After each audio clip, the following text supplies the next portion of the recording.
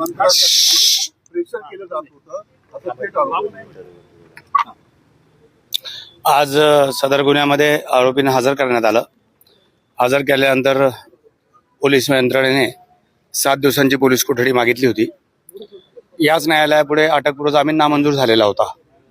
त्यामुळे न्यायालयाला केसचे फॅक्ट्स माहिती होते, त्यामुळे आम्ही जास्त वेळ घेतला नाहीये. आणि ज्या अर्थी अटकपूर्व जामीन फेटाळलेला होता याच न्यायालयाने, त्या अर्थी पोलीस कस्टडी दिली जाणार हे आम्हाला अभिप्रेत होतं. मुद्दा हा होता की किती. तर मी युक्तिवादामध्येच सांगितलं की सोमवारपर्यंत द्यायला हरकत नाहीये. सगळे एकंदरीत मुद्दे बघता न्यायालयाने ते सोमवारपर्यंत पोलीस कस्टडी दिलेली आहे. त्यांचे जे मुद्दे होते आज, त्या मुद्द्यांमध्ये एक बुरख्याचा मुद्दा होता जो आम्हाला थोडासा अजूनही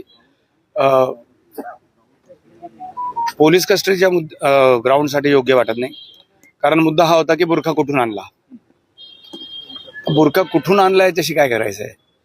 बुरखा काही प्रतिबंधित आर्टिकल आहे का की कुठून आणला. गावभर कुठेही बुरखे मिळतात. So that cannot be the ground.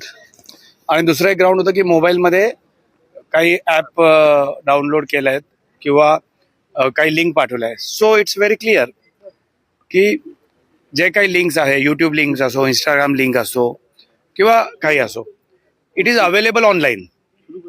त्यामुळे लिंक पाठवणे किंवा लिंक हे करणे, तर त्या कुठून लिंक मिळवल्या काय मिळवलेलं काहीच, it's not a really good ground. तर आमचं तेच म्हणणं होतं की साहेब, मोबाईलमध्ये सगळंच उपलब्ध आहे, आपण काय मागू ते मिळेल. त्यामुळे that really cannot be the ground. Mobile हा जप्त झालेला आहे. आता फक्त काय तर तोंडी विचारपूस करण्यासाठी एका गरोदर लेडीला किती पोलीस कस्टडी द्यावी याचा आपण विचार करा. पोलीस कस्टडीच्या दरम्यान होत्या तर मग 40 दिवस निघाला पोलिसांसमोर यायला का लागले. इतक्या अडचणी नव्हत्या तर त्याच वेळी समोर येऊन विषय संपवला का गेला नाही. आपण खूप चांगला प्रश्न विचारलाय. याच्यावर माझं उत्तर असं की बघा, कायद्याच्या तरतुदींचं अवलोकन करून किंवा त्यांचा पाठपुरावा करण्याचा अधिकार आहे, प्रत्येकाला आहे.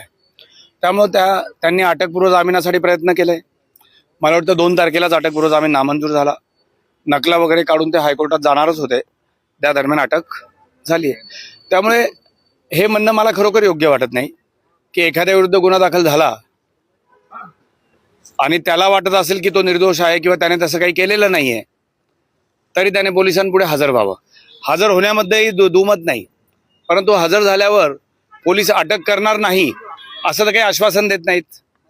त्यामुळे कोण असं राहील की जो कायद्यात तरतुदी असताना सुद्धा त्याचा ते फॉलो न करता किंवा त्यांना अवेल न करता पोलिसांपुढे अटक व्हायला जाईल.